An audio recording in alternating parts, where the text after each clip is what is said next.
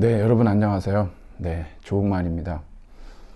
오늘은 우리가 도스토옙스키의 악령에 대해서 좀 살펴보려고 합니다. 우선 여러분, 이 도스토옙스키의 악령을 들어가기 전에 우리가 좀 그 러시아의 근대 문학이라고 그러죠. 그래서 러시아 어떤 19세기 사실주의 문학이 있는데 그것에 어떤 그 초석을 놓은 기초를 다진 사람이 여러분도 이제 들어보셔서 아실 텐데 뿌시킨입니다. 우리 전 뭐 예전에 제가 어렸을 때 이발소죠. 이발소 가고 그러면은 항상 그 서정시가 있었습니다. 삶이 그대를 속일지라도 뭐 슬퍼하거나 노여워하지 말라 뭐 이런 얘기 있는데 뿌시킨 그래가지고 뭐 영문도 모르고 그냥 그런 시가 있나 보다 그랬는데 알고 보니 이 뿌시킨은 보통 그 러시아의 보통 사람이 아니죠. 600년 귀족 가문의 자손이고 그리고 특히나 이 러시아의 정체성에 대해서 끊임없이 질문하고 고민했던 그러한 아주 대문호죠. 그 플레임을 좀 살펴보면요. 알렉산드르 세르게예비치 푸시킨인데 여러분들이 아마 지금 이 러시아 문학을 접하면서 제일 난감한 부분이 뭐냐 그러면 이름이 너무 길어요. 이 플레임이요. 저도 처음에 이 러시아 문학을 접했을 때 이름 때문에 읽기가 싫더라고요. 이름 읽다가 뭐 자꾸 혀가 꼬여서 그런데 이게 익숙해지면요 사실 아무것도 아니에요. 근데 그러기까지는 많은 시간이 걸려요. 처음에 저도 이 도스토옙스키라고 이렇게 발음을 못했어요. 막 이렇게 자꾸 이렇게 혀가 꼬여서. 근데 지금은 그냥 계속 이렇게 하다 보니까요. 그리고 여러분 여기 이 사람들의 여기 우리 저기 도스토옙스키 여기 보면은 이게 펴드로 미하일로비치 도스토옙스키 그러는데요. 이 펴드로라고 하는 게 이 사람 이름이에요.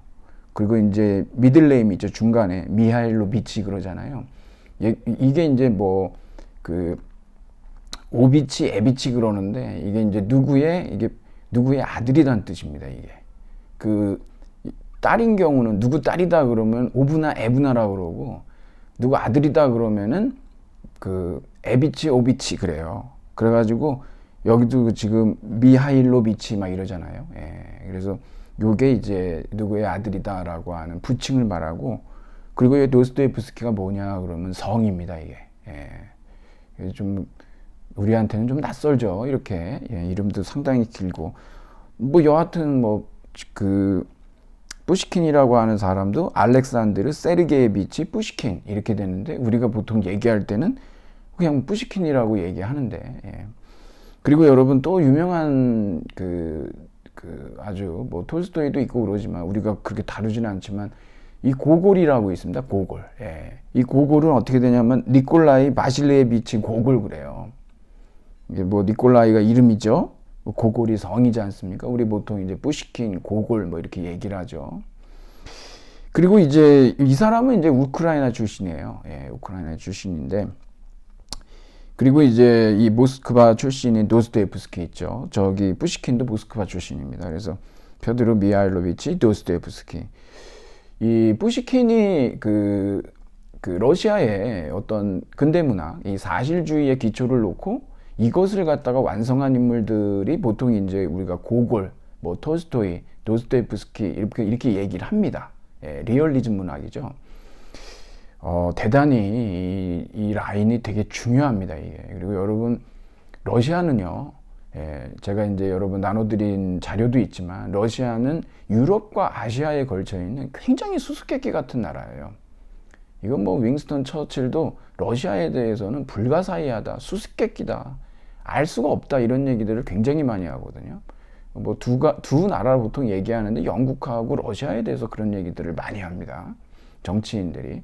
그만큼 뭐 베일에 쌓여 있는 좀 신비로운 그런 나라라는 의미인데 사실 이들의 이제 문학 작품을 봐도 상당히 놀랍습니다. 이게 제가 여러분들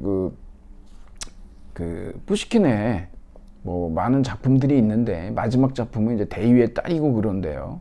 여기 이제 모차르트와 살리에리라고 하는 작품이 있어요. 예, 이거 비극 작품이거든요. 짧아요. 예, 모차르트와 살리에리. 여러분이 혹시 푸시킨에 대해서 이 문학 작품을 좀 읽는다라고 하신다면 뭐 다른 작품들도 다 있지만 이 모차르트와 살리에리의 이 작품의 첫째 줄, 첫째 줄, 둘째 줄을 한번 꼭 읽어보셨으면 좋겠어요. 제가 읽어드리진 않을 겁니다. 제가 책을 갖고 있는데 그냥 여러분들 한번 기억을 하시게 되면 우연히 푸시킨의 이 작품을 여러분이 만났다 그러면 처음에 한번 펼쳐보세요. 그럼 여러분한테 큰 위로가 될 수 있을 겁니다. 이렇게 좀 궁금증을 유발해 놔야 될 것 같습니다. 네, 이 모차르트와 살리에리, 정말 어떤 노력과 천재성, 대비되는, 살리에리가 그 모차르트를 독살했다라고 하는 그러한 이제 풍문이 있는데, 푸시킨이 이제 그거에 근거해서 이 작품을 썼죠. 한번 여러분들이 보시면 좋을 것 같고요. 푸시킨은 뭐 다른 작품들도 많이 있지만 다음으로 제가 이제 좀 소개해드리고 싶은 건 뭐냐면 고골이 있는데, 고골은 빼제르부르크 이야기라 그래가지고 이 단편 모음들이 있어요. 특히 거기에 보면 여러분 뭐 아주 이 사람도 뭐 환상문학도 대단하고 뭐 코라는 작품도 있고 그러지만 외투라는 작품이 있어요. 우리 이제 책에서도 그런 얘기가 나오지만 도스토옙스키가 뭐라고 얘기하냐 그러면은 러시아 문학은 이 고골의 외투에서 나왔다 그러는데 모르는 분들은 고골에 무슨 외투가 아주 특별한 외투가 있나 이렇게 생각할지 모르겠는데 작품 이름이에요. 그리고 그 외투라고 하는 그 작품 속에서는 정말 겨울 외투 때문에 그 외투가 분실됨으로 인해 가지고 도둑 맞음으로 인해서 강탈당하죠 사실은. 그로 인해 가지고 이제 벌어지는 비극적인 사건이 있는데 여기에 아주 우리 러시아의 이 뼈트르 대제가 14관등제를 만들어 놔 가지고 여러분 일종의 등급이죠. 여러분들 이미 고등학교 때 등급 있잖아요. 여러분 그 등급이 여러분 성격에 영향을 주나요 안 주나요? 엄청 주죠. 러시아는요. 러시아가 이 관등제가 시작된 게 뭐 거의 한 1722년에서 1917년 볼세비키 혁명 때까지 계속돼요. 뭐 지금 다들 여기 도스토옙스키도 어떤 그런 관등제 하에 있었고 14관등제거든요. 그러니까 이게 뭐 1등급이 있고 14등급이 있는데 거기에 해당됐을 때 그 사람들이 어떤 성격 형성을 갖고 있을 수밖에 없는지 그게 아주 그냥 이 하급 관리자로 산다는 거에 어떤 어려움이랄까요. 이제 이 외투를 보면 거기에서 얼마나 러시아 문학의 사실주의 있잖아요. 그런 것들을 이제 도스토옙스키가 높이 평가하는 거죠. 한번 여러분들도 한번 뭐 길지 않으니까 나중에 기회가 되시면 이거 이제 이렇게 빼제르부르크 이야기라고 그러는데 여기에 보면은 여기 뭐 코도 있고 여기 뭐 외투 있지 않습니까? 이거 외투 한번 여러분 읽어보시면 도스토옙스키가 뭐 극찬했지 않습니까? 외투에서부터 나왔다. 도스토옙스키에 대해서는 우리가 이제 이렇게 살펴보겠지만 우리 이제 책 여기 이제 안에 보면은 이제 이런저런 작품들이 나오고 그러는데 도스토옙스키가 완전히 러시아 문단에 아주 그냥 엄청난 이 총화로 등장하게 된 작품이 하나 있는데 그게 이제 가난한 사람들이라는 이게 이제 서간체 소설이에요. 편지를 주고받으면서 이루어지거든요. 이 가난한 사람들.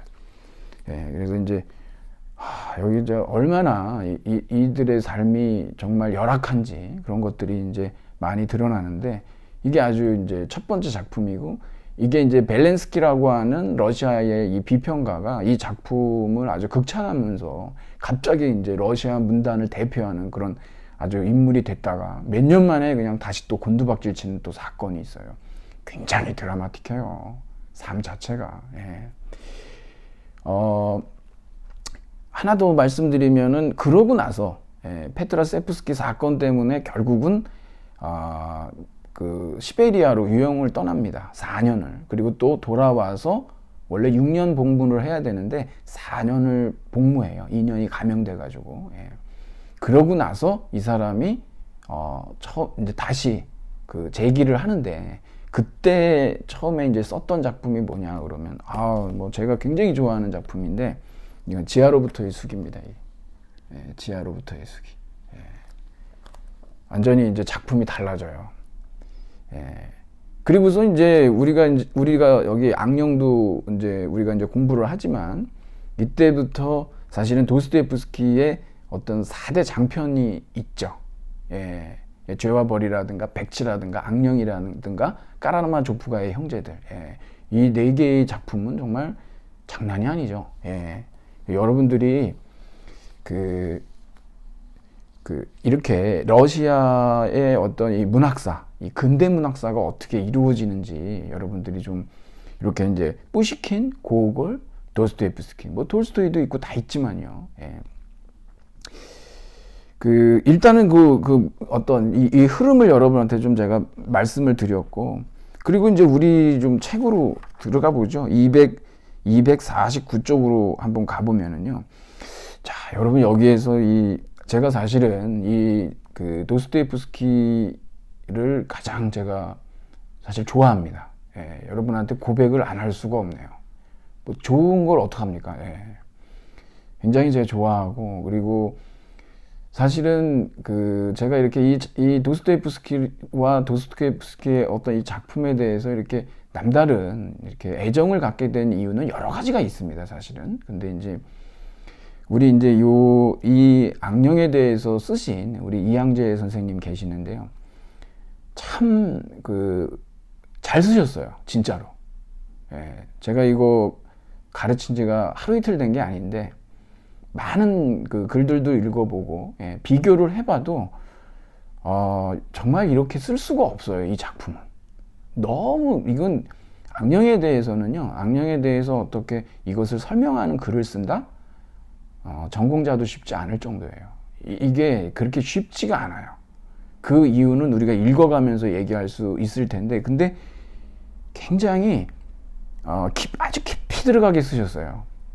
이거 여러분 이 가치를 알려면 여러분들이 진짜, 제가 조금 과장해서 말씀드리면 오래 두고 한 20번 이상을 읽어야, 그것도 여러분 공부하면서 읽으셔야, 야, 이거 잘 쓰셨네, 이런 게 느껴져요. 이게 그런 게 진짜 좋은 글이죠. 그래서 제가 아주 참 읽을 때마다, 여러분 이제 이렇게 수업을 하려고 다시 읽고 하거든요. 근데 읽을 때마다 깜짝깜짝 놀랄 정도로 이게 진짜 재미죠.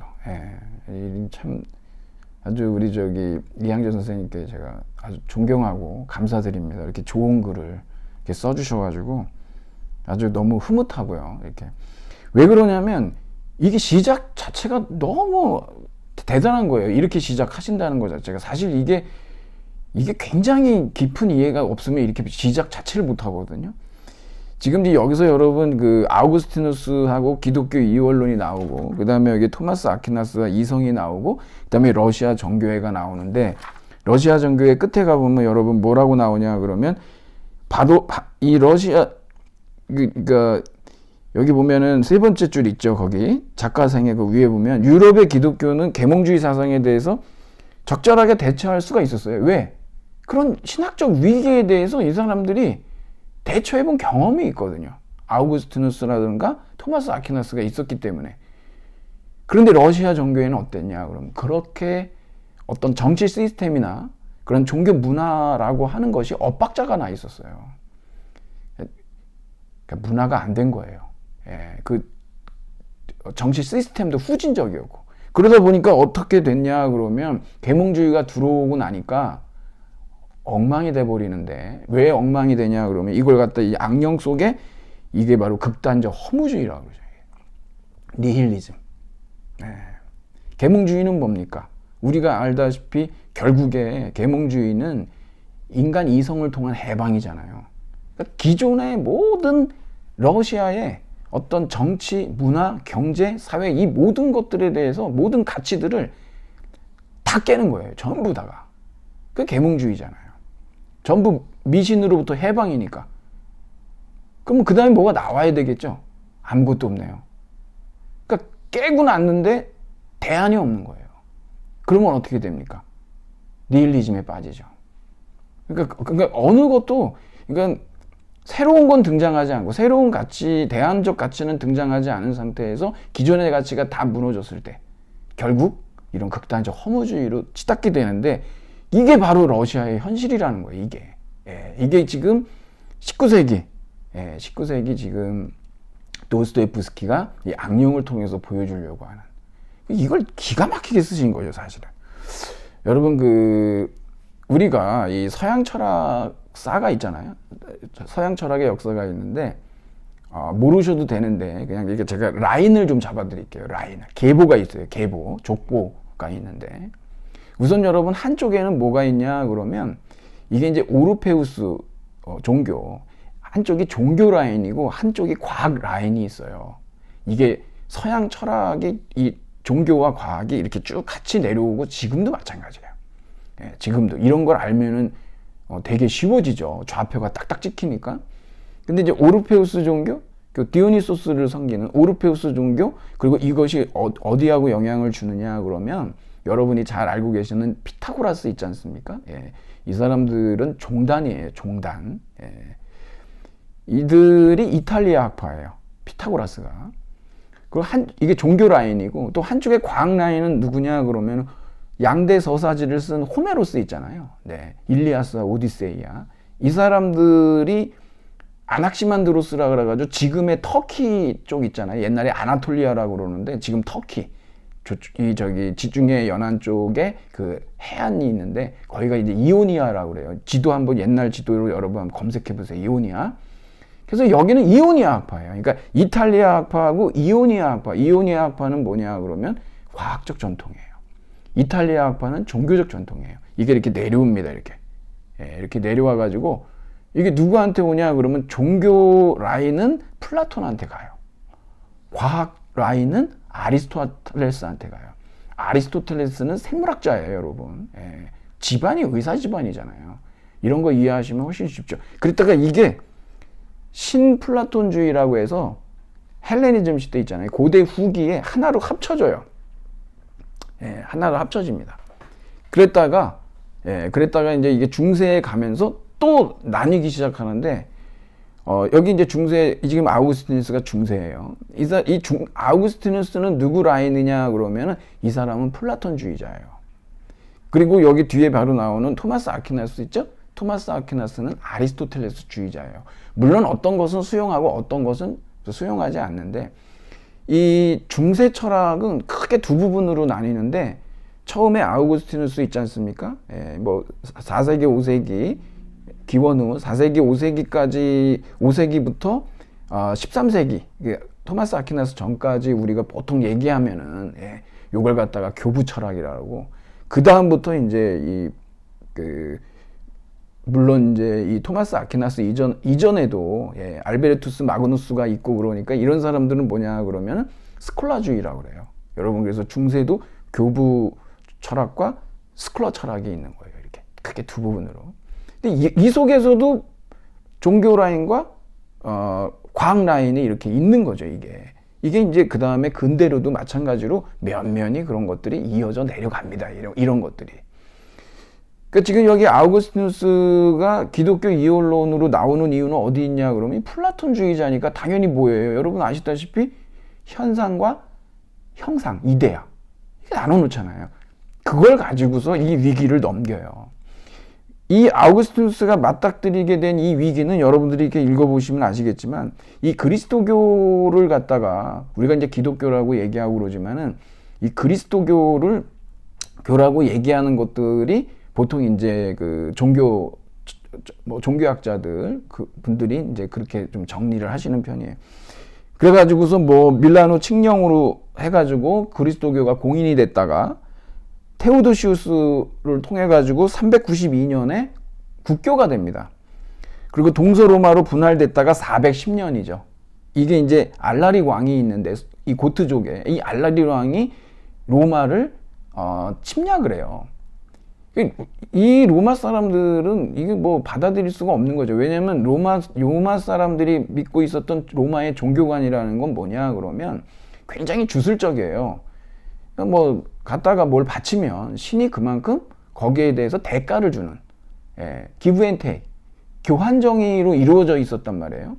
그러다 보니까 아니 이렇게 국격으로 공인까지 해줬는데 어떻게 우리 서로마가 이렇게 약탈을 침탈을 당할 수가 있느냐, 이거에 대해서 이제 그리스도교인들을 이제 비난하기 시작한 거죠. 이거에 대해서 결국은 이 그리스도교를 국교화한 것이 이제 문제다. 그러다 보니까 아우구스티누스가 보통 신학자, 보통 철학자가 아니거든요. 여기에 대해서 이제 호교론이라고 얘기하는데, 일종의 그리스도교를 옹호하는 그러한 저작을 저술하게 되는데, 요게 이제 우리 성염 신부님이 이렇게 아우구스티누스 신국론이라고 그러죠. 이게 22권짜리예요. 그래서 이렇게 두께로다가 3권이 있어요. 3권이. 제가 여러분한테 지금 보여드리는 거는 첫 번째 권이에요. 이걸 통해서 무슨 얘기를 하냐 그러면, 여러분도 그 뒤로 여기 250쪽으로 가보시면 이게 그리스도교가 맞이한 최초의 신학적 위기다 이렇게 얘기했는데, 데시비타테 데이 그래가지고 이게 뭐 신의 도성 이런 뜻이에요. 신국론이. 그래서 이 방대한 저작을 이제 저술해가지고 여기에서 이제 나오는 게 뭐냐 그러면은, 아우구스티누스가요 서양에서 처음으로 역사 철학을 하고 역사 신학을 해요. 직선론적 역사관을 보여주는 거예요. 이게 원래 그 구약 성경부터 해가지고 쭉 쓰면서 결국 역사가 이런 식으로 흘러가서 결국 이 지상에, 그러니까 지상에 나라가 있고 이 하나님의 나라가 있는데, 신의 도성이 있고 지상의 도성이 있는데, 이 지상의 도성 속에 신의 나라가 실현될 것이다 라고 하는, 여러분 이게 뭐 이렇게 역사적 흐름, 뭐 역사적 결정론 느낌이 있죠. 이런 걸 역사 철학, 역사 신학이라 그래요. 이러고 나서 등장하는 사람들이 뭐 토마스 모어, 이상국가 있지 않습니까? 토마스 모어라든가 유토피아 있잖아요. 그 다음에 그 칼 막스도 역사적 결정론을 얘기하잖아요. 결국에 가서 공산주의 사회가 이루어진다라고 하는, 그리고 역사 발전론을 얘기하죠. 그 시작은 누구냐 그러면은 바로 신국론이에요. 최초의 역사 철학, 역사 신학을 전개한 거죠.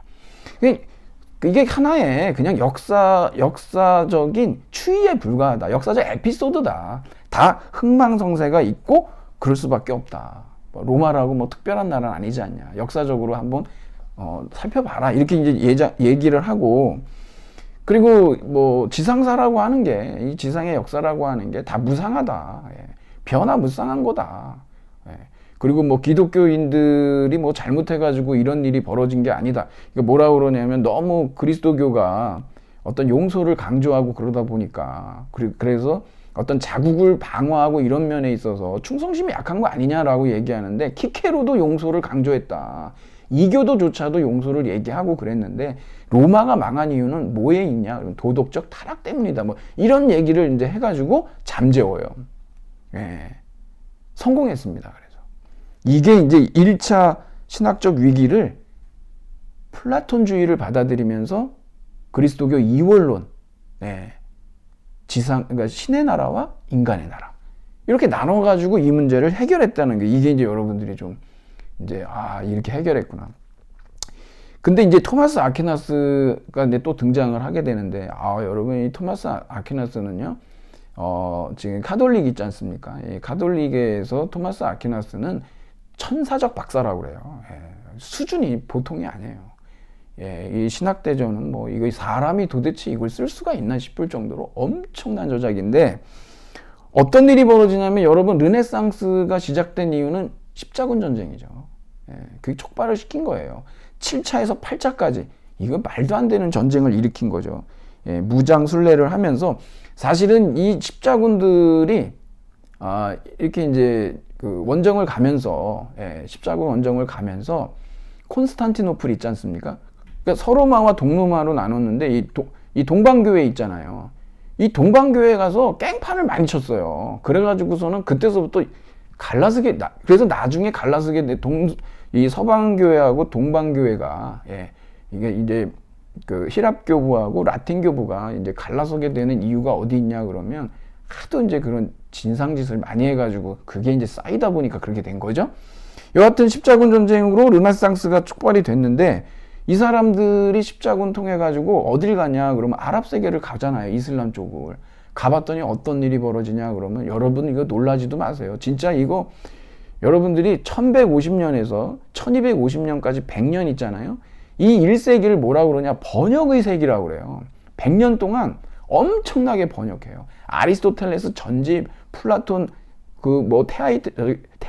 티마이오스 막 이런 거 막 번역해가지고 우리도 여러분 학문 발전할 때 처음에 다 베끼잖아요. 이제 우리는 옛날에 또 일본에서 중역해오고 그랬죠. 그랬다가 이제 유학 가가지고 거기서 또 번역하고 해가지고 엄청나게 번역하면서 학문 발전을 이루잖아요. 이 사람들은 무슨 생각하고 있었냐 그러면 이슬람, 이 아랍은 잊고 있었어요. 왜냐하면 여러분 이제 그리스도교, 그리스도교가 가지고 있는 기본적인 아이디어 뭡니까? 인간은 원죄가 있죠. 그러니까 인간 이성이라고 하는 건 이미 오염돼 있어요.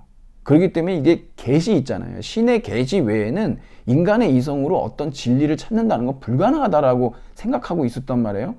웬일이에요? 십자군 원정 통해 가지고 아랍에 갔더니 아랍에 뭐 과학이 발전돼 있고 뭐 유태 철학하고 아랍 철학하고 그리스 로마의 모든 플라톤 아리스토텔레스 이런 사상들이 문화가 꼽혀 있는 걸 본 거예요. 얼마나 놀랐겠습니까? 예. 이게 신의 계시만이 진리인데 인간 이성으로도 저런 문화를 이룰 수 있어? 이게 놀라가지고 이때서부터 이 사람들이 그냥 전부 이제 번역하기 시작하는 겁니다. 그렇게 번역을 하고 나서 등장한 인물이 누구냐 그러면 토마스 아퀴나스인데, 그러면 여기에서 토마스 아퀴나스가 뭘 해결해야 되느냐 그러면 신앙과 이성, 이 양립 가능하냐? 예. 뭐 어떤 것이 더 우월하냐? 뭐 이런 논쟁들이 굉장히 심하게 있었는데 이 토마스 아퀴나스가 신학대전을 통해 가지고 무슨 얘기를 하느냐 그러면은 이성과 계시가 그렇게 대립적인 것이 아니고 계시의 부분 집합으로서 이성의 가치를 인정합니다.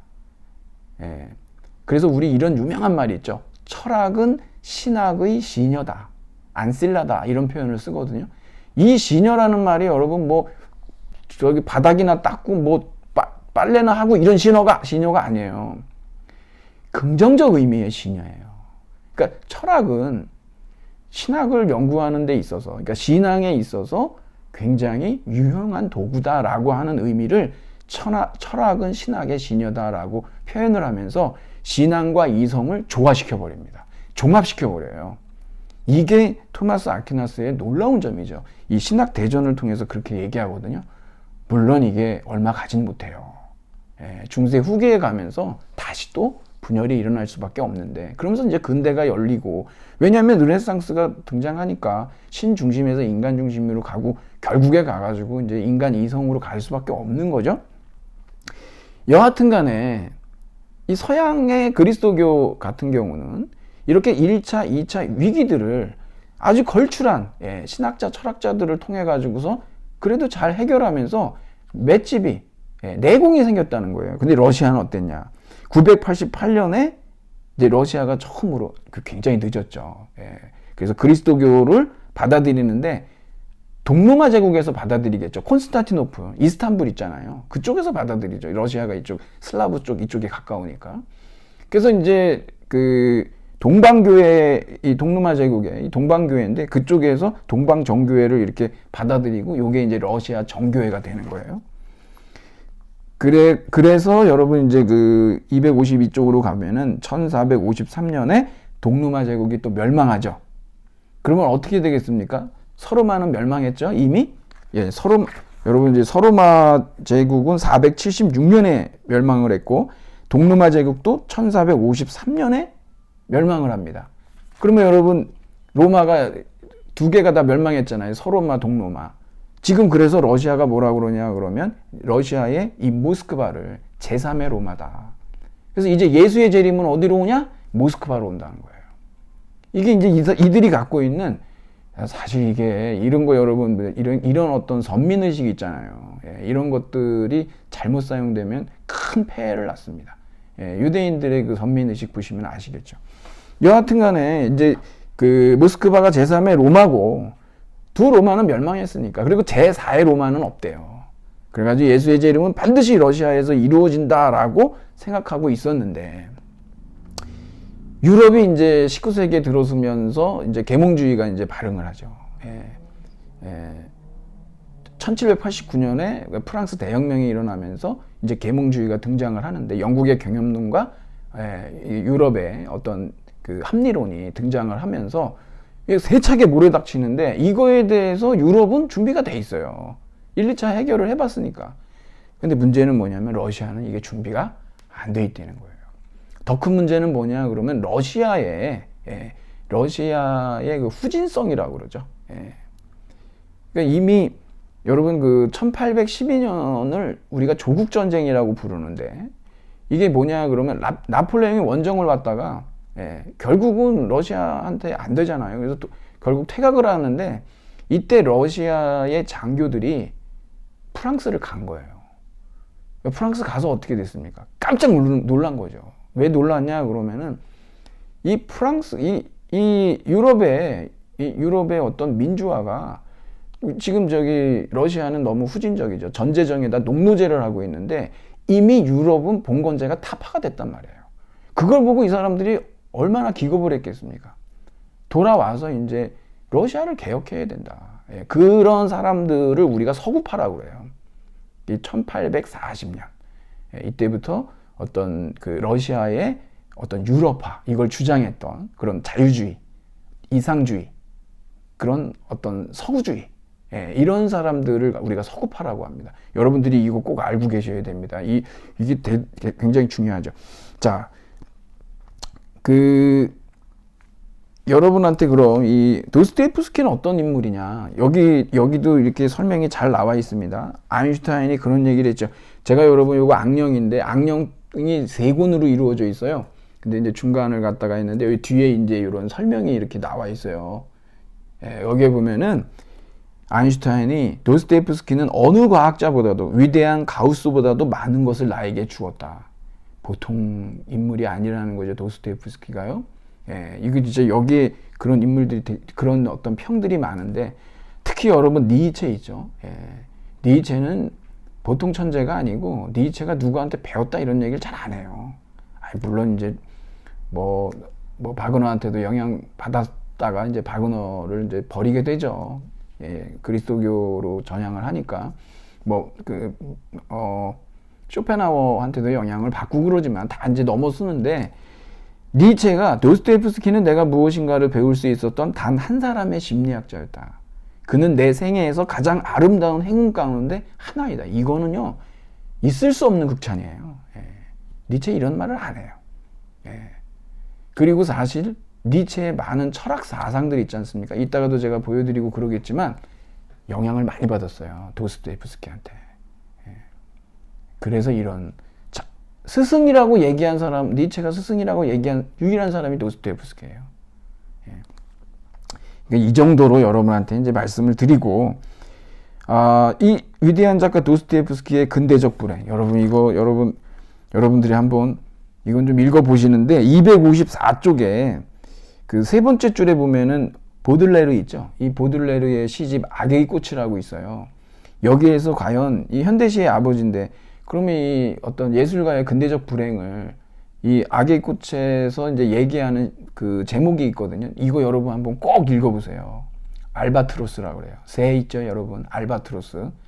이 환경 문제와 관련해서도 알바트로스 죽은 거 사진 찍어가지고 그 환경 사진 작가가 찍어놨는데, 안에 보니까 뭐 있어요. 여러분, 우리 저기 그 편의점에서 파는 라이터 있잖아요. 아무래도 우리나라 라이터 같은데, 그 라이터가 거기 들어있고 막 플라스틱이 잔뜩 있잖아요. 검색해 보세요, 여러분. 알바트로스 하면은 그 사진이 있어요. 도대체 참 그 해양 플라스틱 문제가 장난이 아닌 걸 우리가 알 수가 있죠. 그것도 그러지만 이 알바트로스라고 하는 시에서 이 모들레르가 이 시인의 어떤 그 고통, 이걸 여러분 이제 시대와 예술의 불화라고 그래서 근대적 불행이라고 이렇게 여기에서 표현해 주셨는데, 한번 읽어보세요, 여러분.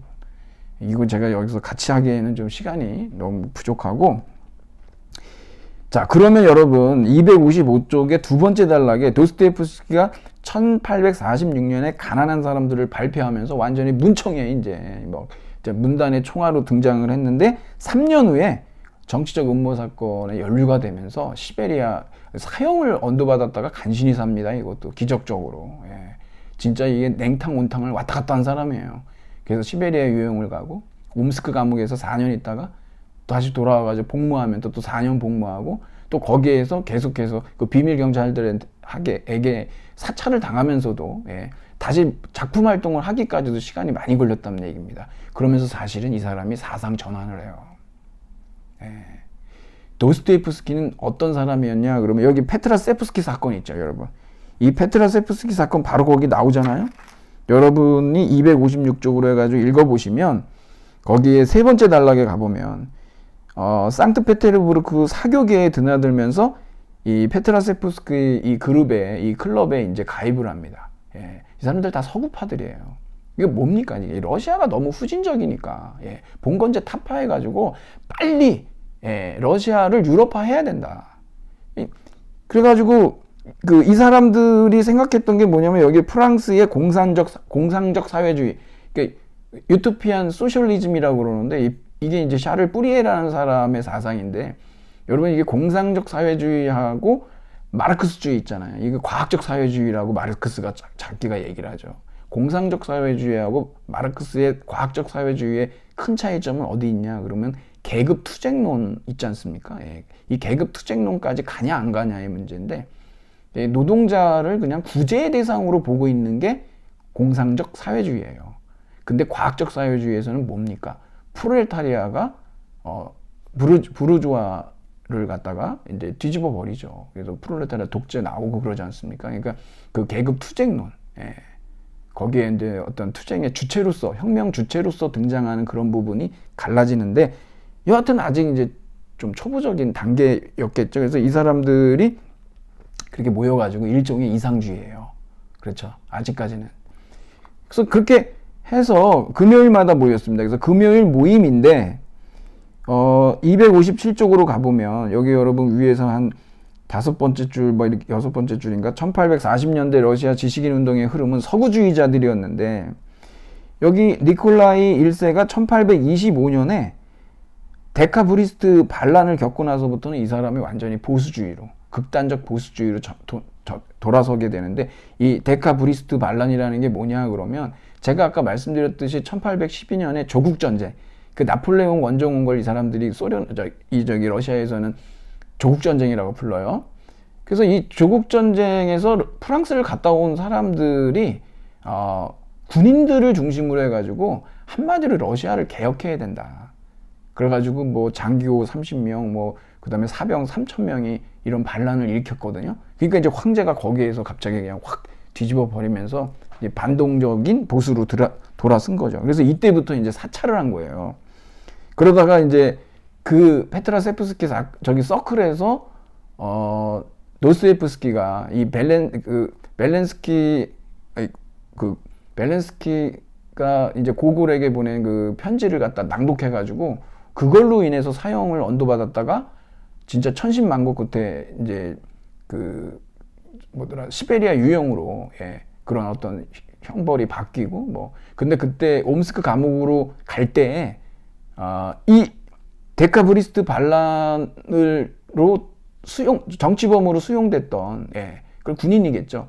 그 군인의 어머니가 도스토옙스키한테 성경책을 줍니다. 그래서 이 사람이 거기에서 시베리아 유형 얼마나 어떤 고통일지 우리 상상도 못하겠죠. 거기서 신앙을 발견하는 거예요. 그래가지고 이 사람이 그 이후에 완전히 바뀌고 그래서 이 도스토옙스키의 그 4대 작품이라고 하는 그 속에 보면은요 신과 인간의 문제 엄청나게 이게 형이상학이거든요. 예. 그래서 이런 문제가 등장해서 굉장히 철학적 소설을 쓰게 된 거예요, 이 사람이. 그런 게 이제 또 이제 있죠. 자, 뭐 그래가지고 예, 이게 이렇게 258쪽으로 가면은 근데 이 사람이 이제 서구주의자였지 않습니까? 그랬다가 이 옴스크 가문의 4년 시베리아 유형을 떠나가지고 거기서 있으면서 사실은 이 러시아 지식인들이 러시아 민중에 대해서 착각을 하고 있었다는 거예요. 실제로 그 사람들과 부딪혀 보니까 탁상 공론에 지나지 않았다라고 하면서 도스토옙스키가 진보적인 서구주의자에서 극우 보수주의로 바뀝니다. 이걸 슬라브주의라고 그래요. 슬라브주의. 그래서 이제 완전히 이제 전향을 하면서 사상 전향을 하게 되겠죠. 그래서 이제 결국 유럽이 이뤄낸 유럽의 민주주의가 러시아에 들어오게 되면 결국 그것은 러시아 어떤 민중들의 상호 폭력 행위로 돌아설 수밖에 없고, 결국은 뭐 유럽의 이런 어떤 부르주아 민주주의는 결국 돈의 지배를 낳을 것이고, 뭐 이런 얘기들을 통해서 또 사회주의에서 얘기하는 인간 본성에 대해서도 인간 복잡한 존재인데 너무 순진하게 보고 있고, 이런 비판들을 하면서 그러면서 이제 슬라브주의로 돌아섭니다. 그래서 여러분이 이 슬라브주의에 대해서는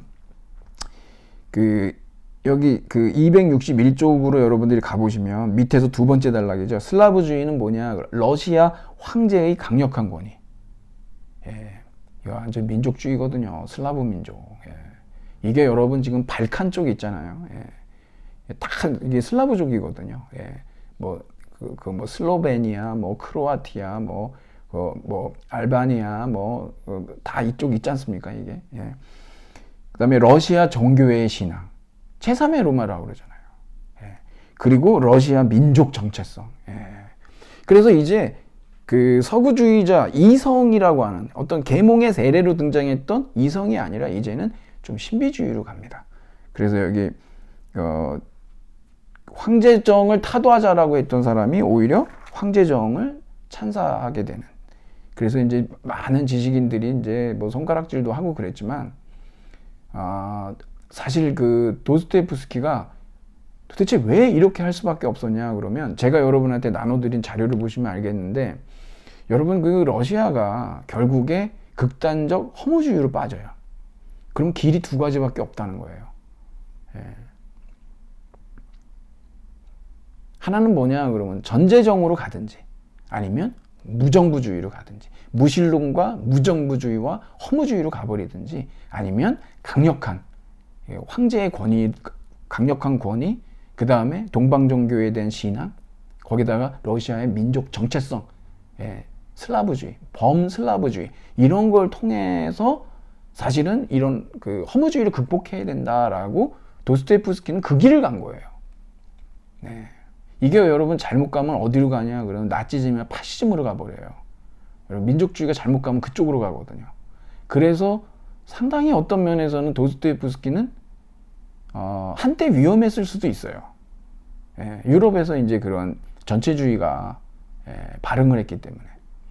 근데 도스토옙스키는 사실은 그렇게 신을 발명하지 않을 수가 없었던 입장도 있어요. 그래서 흥미로운 인물이에요. 그래서 여러분, 이게 어디에 강조점을 두느냐에 따라서 아주 날선 비판을 할 수도 있고, 한편으로는 상당히 공감할 수도 있는 그런 인물이에요. 자, 그리고 뭐 여러분 그거 한번 그렇게 해서 여러분들이 그 서구파와 슬라브주의 꼭 정리해야 돼요, 여러분. 이거를 모르면은 악령을 못 읽어요. 자, 263쪽에 그 밑에 보면은 죄와 벌, 백치, 악령, 까라마조프가의 형제들 있죠. 이게 이제 4대 장편이고, 이거 여러분 정말 읽어보셔야 되는 작품들이고요. 264쪽으로 가면은 여기 악령이 어떻게 해서 탄생하게 됐느냐, 이걸 지금 여러분한테 좀 말씀을 드려야 되는데, 거기에 보면 여러분 이 맨 처음에는 첫 번째 단락에 보면 위대한 죄인의 일생 또는 위대한 죄인의 생애라고 하는 것을 지필하고 있었어요. 그랬다가 자기 처남이 왔는데 무슨 얘기를 하냐 그러면 네차예프 사건이라는 걸 얘기를 해요.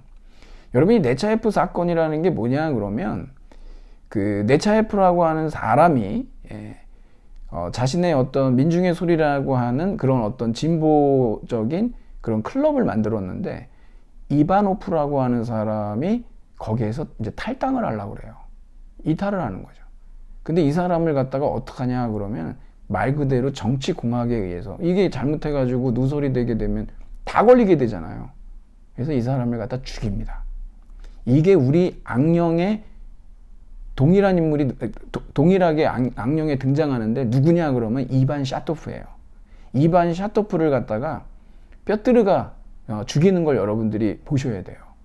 똑같이 죽인 겁니다. 그래서 그때 당시에 사람들이 뭐 네차예프 사건을 갖다가 아예 그냥 소설에다 넣냐고 비난도 하고 그랬는데, 그것만 들어가 있는 건 아니에요. 그러니까 처음에는 그냥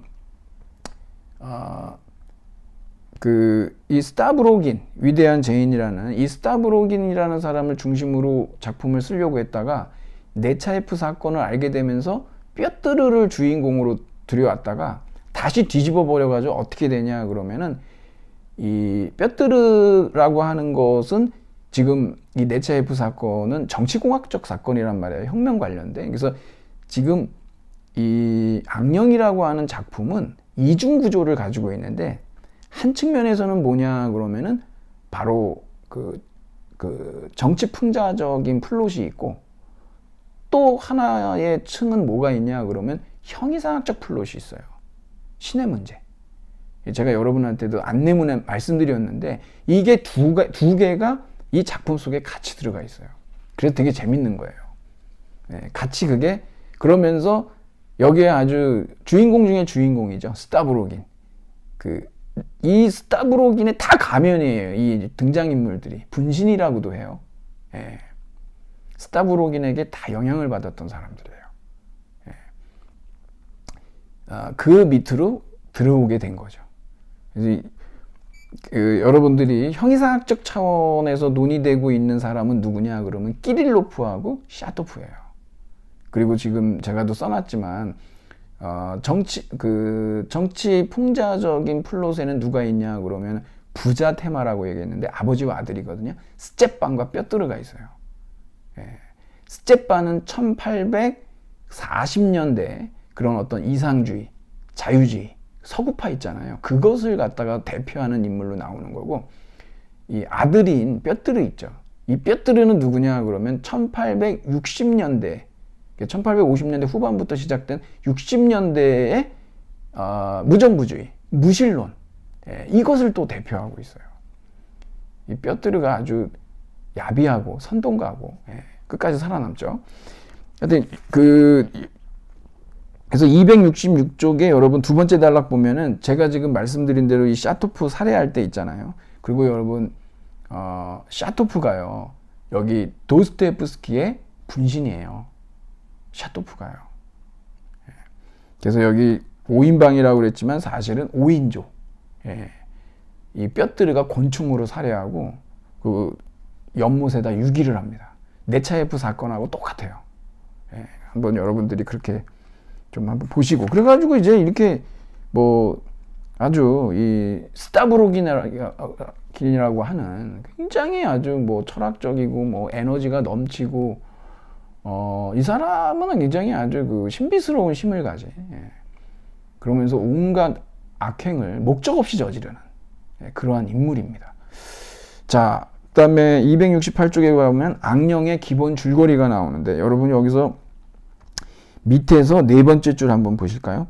줄거리 요약이 불가능하다. 네. 이거 줄거리라고 뭐 요약할 수가 없어요. 보통 우리가 아마 저나 여러분이나 우리는 항상 줄거리 요약이라는 거를 항상 해야 된다는 강박증이 있죠. 그런 걸 너무 많이 읽어봤고, 그런 식의 요구들을 너무 많이 받고, 그런 어떤 공부를 해와서 그래요. 그래서 여러분이 이 악령을 읽잖아요. 못 읽어요. 정말 너무 고통스럽고, 읽으면서 계속 얼마나 맞나, 얼마나 읽었나 이러면서 읽질 못해요. 이거 앉아가지고 계속 읽을 수가 없어요. 이게 그렇게 읽었어도 무슨 내용으로 정리를 못해요. 그냥 다 정리가 안 되는 내용들이에요. 이런 걸 뭐라 그러냐 그러면, 한마디로 우리가 보통 그러지 않습니까? 이게 어떤 사건과 사건이 인과적으로 연결이 돼야지 줄거리가 나오는데, 그게 없어요. 이거는.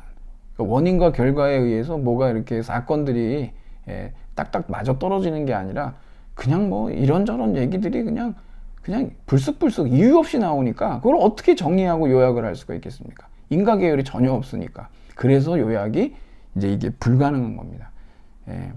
그래서 좀 어떤 사건과 사건이 맞물려서 극적으로 이렇게 구성이 된다 그러면 요약이 되지만, 이게 그래서 이게 지금 이양재 선생님께서 이렇게 말씀하시는 게 절대 엄살이 아니고 동의합니다. 저도 이거 줄거리 요약은 불가능하고 그리고 별 의미도 없다고 생각이 들 정도예요. 이게 다 따로 놀아요. 예, 이게 굳이 이렇게 요약하면 지금 여기 나온 269쪽 요 정도인데, 이걸로 여러분들이 얼마나 만족하실지 모르겠지만, 하여튼 그렇습니다. 이게 이렇게 아주 딱 이렇게 마음, 이거 어쩔 수 없어요. 이 정도면 정말 잘 정리하신 거예요. 제가 봤을 때도. 네.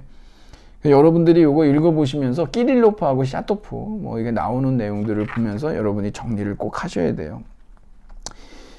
제가 다시 또 설명을 드릴 거지만, 그 다음에 272쪽으로 가시면 여기에 여러분 제가 읽기 자료로도 나눠 드렸지만 찌온의 암자에서라고 하고 또는 스타브로긴의 고백이라고 하는데, 이게 이제 뭐 어느 판본에는 있다가 어느 판본에 없고 그랬는데, 사실 이게 이제 우리 들어와 있거든요. 그리고 여러분들이 그거 읽으셔야 되는데 전부 제가 타이핑 치진 못해가지고 거기에서 한 3시간 읽었다라고 얘기하거든요. 첫 문장이. 그 내용이 뭐냐 그러면 이 스타브로긴이요 아주 목적 없는 범죄를 많이 저질렀어요. 예. 굉장히 그런 인물이에요. 이게 이해하기 어려운. 근데 원래 새집 살림을 하고 있었는데 한 평민집에 새들어 살다가 이 사람 화려해요. 그렇게 살다가 거기에서 14살짜리 마트로샤라고 하는 여자애가 있는데 펜 나이프 분실을 한 걸로 해가지고 그 엄마한테 그 여자애가 엄청나게 맞아요.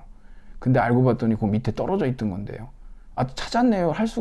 하면 되는데 맞는 거를 이렇게 구경하는 거죠. 아주 고약한 취미가 있어요. 그래서 그거를 갖다가 그냥 모르는 척 발견 못한 걸로 하고 마트료사가 훔쳐간 걸로, 그래서 엄마한테 보통 맞은 게 아니죠. 그랬다가 나중에 이 마트료사를 이제 강간을 합니다. 그리고 나서 이 어린아이하고 이제 거리를 두고 그러니까 이 애가 얼마나 당혹스럽겠습니까? 자살할 거를 알고 있으면서도 막질 않아요. 미필적 고의에 의한 거죠. 그래서 이제 목을 매서 자살을 하는데 그냥 그러고 그 집에서 나와버립니다. 이게. 그런 내용을 쓴 거예요.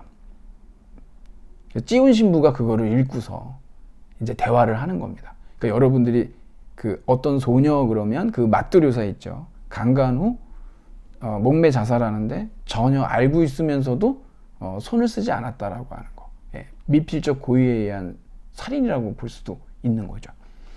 그러니까 여러분들이 그걸 좀 이게 스타브로긴의 고백이에요, 사실은 이게.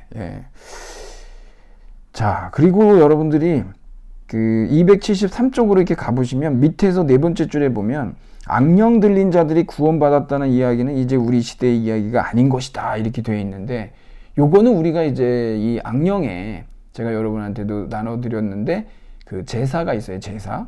이 제사라고 하는 건 무슨 문학 작품에서 그 작품을 좀 그래도 이렇게 그래도 이해할 수 있는데 도움이 될 만한 어떤 다른 사람의 시라든가 글이라든가 이런 것들을 앞에다가 이제 써놓잖아요.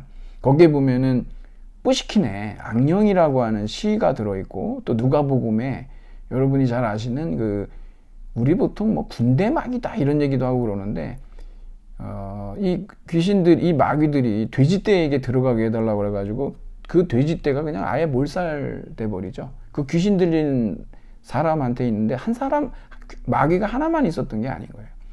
그냥 전부 그냥 돼지떼가 산 비탈로 내려가가지고 그냥 물에 빠져서 다 몰살당하는 일이 벌어지는데, 결국 그 귀신이 마귀가 나갔으니까 그 사람은 멀쩡하게 됐죠. 이게 뭘 의미할까? 이게 굉장히 큰 의미를 갖고 있어요. 그리고 여러분들은 이미 제가 이제 그 제사도 제사지만, 그리고 여러분한테 드린 논문이 있어요. 그거 이렇게 읽어보시면 거기에 스제반이 거기에 대해서 노골적으로 얘기를 해줍니다. 그게 무슨 의미인지를. 여러분들이 그거를 찾아보시면 돼요. 자, 274쪽, 275쪽 여기 이렇게 읽어보시면 그렇죠. 계몽주의 다음에, 유럽이 18세기 계몽주의 다음에, 그러면서 이제 19세기 낭만주의로 가는데, 그때 이제 니힐리즘이, 허무주의가 이제 등장을 합니다. 니체가 그것에 대해서 미리 감지했기 때문에, 니체는 신은 죽었다라고 하는 신의 죽음에 대해서 얘기를 하죠. 그리고 사실 그게 맞는 얘기예요. 여기서 신이 죽었다라고 하는 것은 뭐냐 그러면, 여러분들이 뭐 그리스도교의 뭐 신이 뭐 진짜 죽었는지 안 죽었는지 어떻게 알겠습니까만, 그런 의미를 받아들이지 말고 서양의 형이상하게 죽었다라고 보시면 돼요. 그러니까 기존의 모든 철학적 가치나 이념이나 이런 것들의 사망을 얘기하는 거예요. 그게. 하지만 여러분 그냥 죽었다 그러면 끝나나요? 니체도 얘기하지만 신은 죽고 나서도 시체로 오래 산다 그래요. 그러니까 뭐냐면 그런 사상이 그냥 오늘 우리 끝났어 그렇다고 그래가지고 뭐 어제까지 이렇게 하고 오늘부터 새로운 무슨 그렇게 가질 못하잖아요. 서서히 이제 사라져 가는 거죠. 그래서 이제 이 1840년대에 서구파를 통해서 유럽에서 이제 무신론이 이제 수입이 되고, 그러다 보니까 여러분 275쪽에 두 번째 단락에 보면 이 끼릴로프의 논리가 있어요. 여러분이 그 논문도 읽어보시고 그러면은 끼릴로프의 주장이 뭔지, 이반 샤토프의 주장이 뭔지에 대해서 여러분이 아실 수가 있는데, 이 사람들이 여기 보면 신이 없다면 인간이 신이 되어야 된다. 이거 여러분 그리스도교에서는 신이 인간이 되잖아요. 성육신이라고 그러죠. 하나님이 예수가 됐잖아요. 인간의 몸으로 태어났죠. 그래서 이걸 갖다가 성육신이라고 그러거든요. 인카네이션이라고 그러죠. 근데 이제 신이 죽었으니까 이제는 뭐가 돼야 되냐 그러면은 인간이 신이 돼야 된다. 그러니까 신인 사상이 아니라 인신 사상을 주장하는 거예요. 끼릴로프는. 근데 여러분 지금 재밌는 게, 이 끼릴이라는 사람이 사실은 러시아에 문자와 종교를 전해준 사람이거든요. 근데 끼릴로프는 오히려 무신론자예요. 아주 독실한 골스 무신론이에요. 제가 이제 많은 얘기를 해드리지만, 근데 여기 보면 여러분, 신이 존재하지 않는다면 모든 것이 다 가능하다. 이거 까라마조프가의 형제들에서 나오거든요. 이게 바로 러시아의 허무주의가 유럽의 이 계몽주의, 낭만주의, 니힐리즘, 이거하고 다른 이유가 거기에 있다는 거예요. 여러분 지금도 유럽의 많은 나라들한테 뭐라고 물어보냐 그러면, 그리스도교의, 그러니까 신의 죽음이, 그러니까 도덕이라고 하는 것이 존재하기 위해서 신이 꼭 있어야 되느냐라고 하는 질문에 유럽 대부분의 나라들은 있잖아요. 그렇지 않다라고 얘기해요. 신이 부재해도 도덕은, 윤리는 존재할 수 있다라고 보는 거예요. 그런데 러시아는 그게 아니에요. 신이 없으면 모든 게 다 가능하다. 지금 뭐예요? 도덕, 윤리 없다는 거죠. 이게 바로 러시아 허무주의가 유럽 허무주의하고 다른 점이라는 거예요. 준비가 안 돼 있기 때문에. 여러분 신이 없어도요, 우리는 윤리 도덕이라고 하는 것을 충분히 정당화할 수가 있어요. 여러분 다윈이 종의 기원에서도 얘기했지만, 윤리와 도덕이라고 하는 것도 진화의 산물입니다. 그렇기 때문에 거기에 대해서 신이 죽었으니까 이제는 도덕이고 뭐고 다 필요 없어. 인간은 뭐든지 할 수 있어. Anything is possible 이렇게 얘기할 수가 없어요. 근데 러시아는 지금 그게 안 돼 있는 겁니다. 이게 지금 러시아의 현실이에요. 도스토옙스키가 가려고 하는 길은 결국에 가서 무정부주의가 아닌 그런 슬라브주의로 가는 거죠.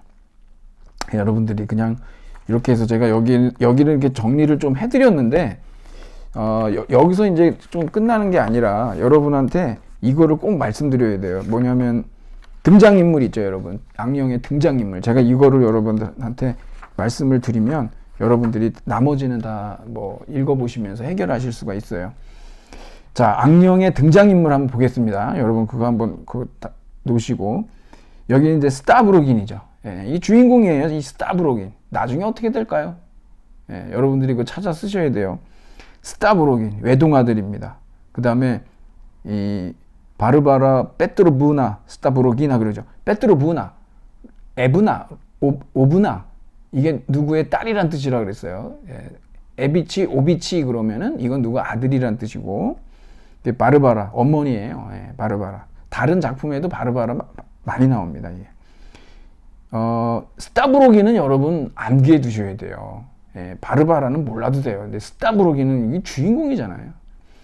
그리고 여러분 이거 꼭 알아두셔야 되는데, 이게 바로 부자 테마인데, 스테판 트로피모비치 베르호벤스키. 제가 욕하는 거 아닙니다, 이거. 이 스타브로긴의 가정교사예요. 이 사람 얹혀 살고 있어요. 뭐 시인이고 이상주의자입니다. 1840년대 서구주의자, 이상주의자.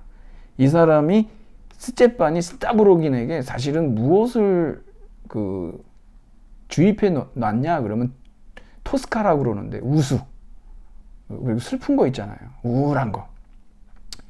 마치 그런 거예요. 뭔가 이렇게 도달해야 되는 어떤 대상인데, 예, 도달할 수 있을지 없을지도 모르는 그런 애매한 대상.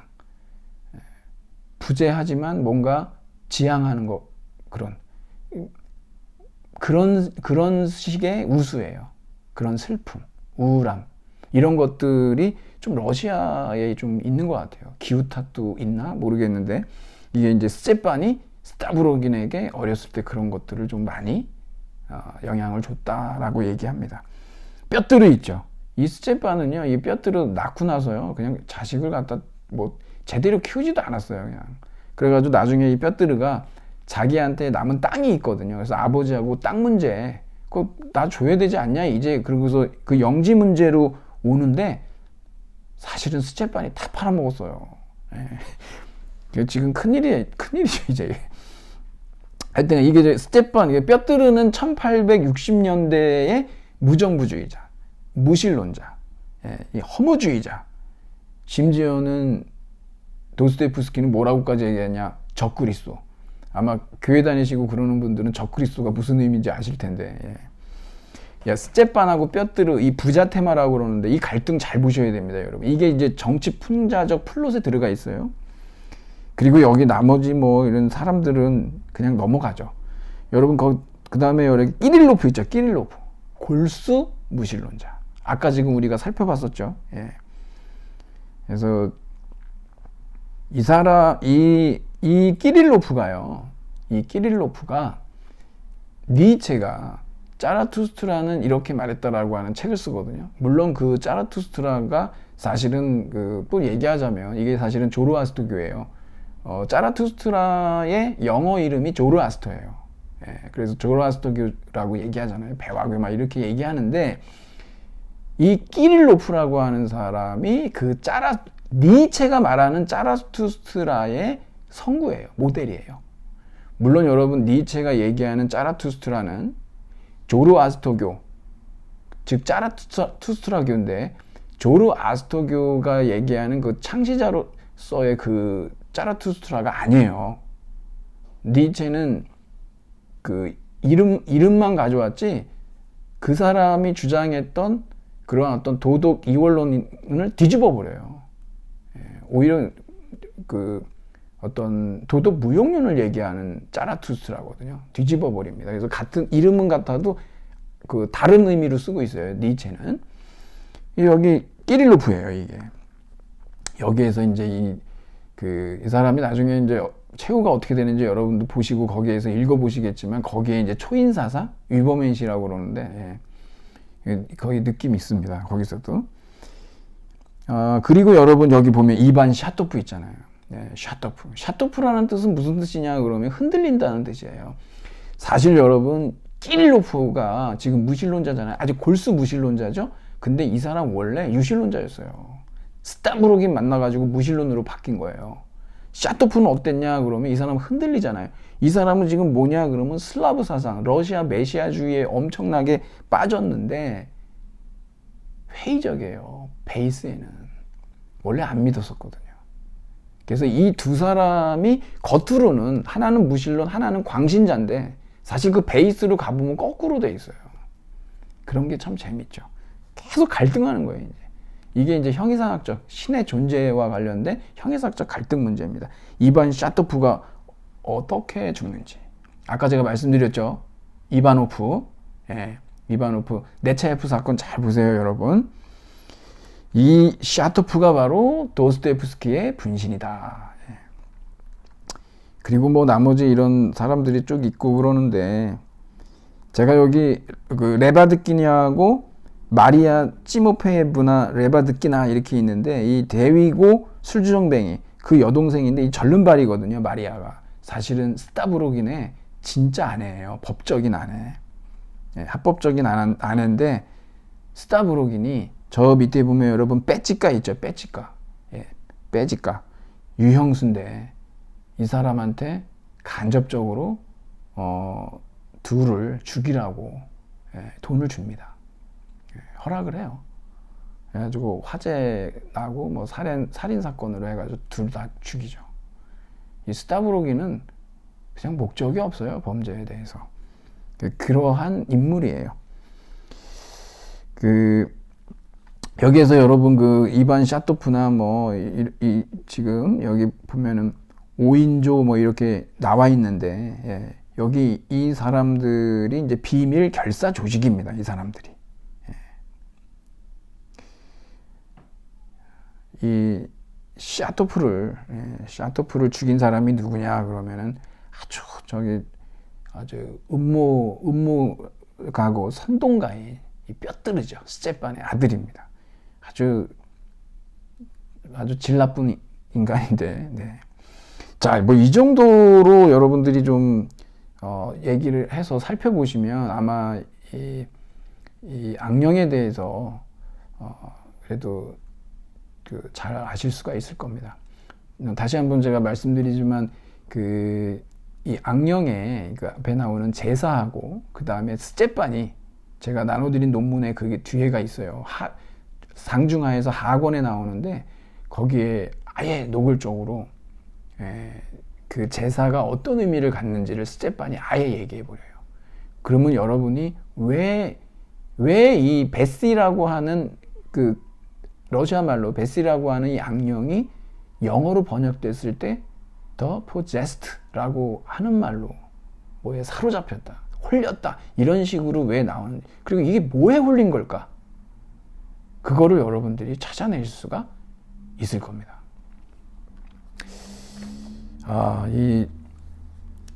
아주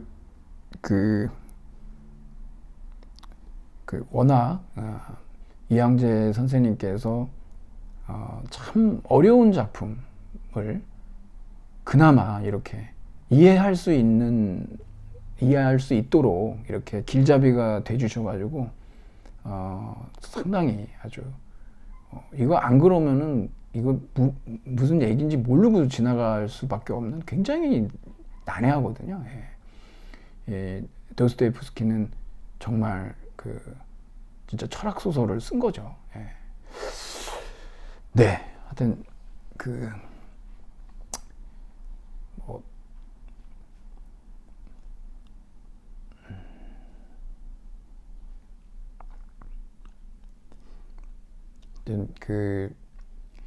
러시아의 대문호인 진짜 도스토옙스키, 러시아가 도스토옙스키라고 하는 대문호를 낳았다는 것만으로도 정말 러시아는 정말 대단한 나라다라고 얘기할 수 있을 정도입니다. 정말 삶도 드라마틱했지만 작품도 굉장히 무거운 이런 주제들을 다루고 있어서 그래서 이제 한 번쯤 누구나 읽어봐야 하는 뭐 문학자든 비문학자든 그러한 작가로 이렇게 평가받는 것이 아닌가라는 생각을 합니다. 네, 여러분도 우리 교재를 중심으로 해서 또 학습 자료를 중심으로 해서 여러분도 한번 공부해 보시면서 이 도스토옙스키 여러 번 이렇게 계속 읽어보세요. 여러분 도스토옙스키 이렇게 해서, 그래서 이 이름이 여러분 입에 이렇게 익숙해져 가지고 언제 어디서든지 다른 사람들하고 얘기할 때 이 도스토옙스키의 어떤 이 문학 세계에 대해서 여러분들이 받은 이 인상을 꼭 기억해 주시고 그리고 여러분이 살아가면서 정말 정말 여러분 삶을 송두리째 이해할 수 있고 오히려 여러분 스스로를 더 깊이 있게 이해할 수 있는 그러한 길잡이가 될 수 있는 그러한 작품들을 쓴 작가입니다. 놀라울 정도입니다. 정말 직접 읽어봐야 되겠죠. 특히 제가 여러분한테 추천을 드리자면 아까 보여드렸던 지하로부터의 숲이 있잖아요. 그것을 여러분들이 한번 읽어보셨으면 좋겠어요. 읽을만 하거든요. 악령보다는 훨씬 낫죠. 네, 그러면 여러분 저는 이렇게 해서 물러가도록 하고 다음 시간에 여러분 또 만나도록 그렇게 하겠습니다. 네, 여러분 항상 항상 활기차게 즐겁게 달리기도 하시고 몸을 많이 움직이세요. 머리가 복잡할 땐. 네. 자, 그러면 저는 여기서 줄이도록 하겠습니다. 네, 수고하셨습니다.